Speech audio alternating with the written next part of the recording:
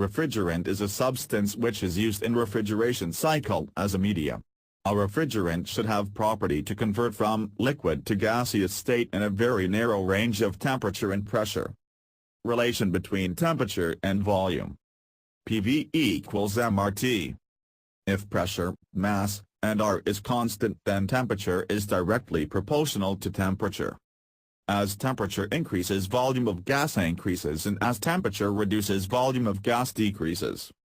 Process 4-1 Constant pressure evaporation process. Process 1-2 Isentropic compression process. Process 2-3 Constant pressure condensation process. Process 3-4 Isentropic expansion process. Subcooling and superheating.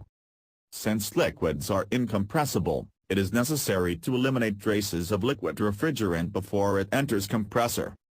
This is made possible by using heat of refrigerant leaving condenser, which is providing additional heating to saturated vapor leaving evaporator to eliminate traces of liquid refrigerant, which in turn subcools liquid refrigerant.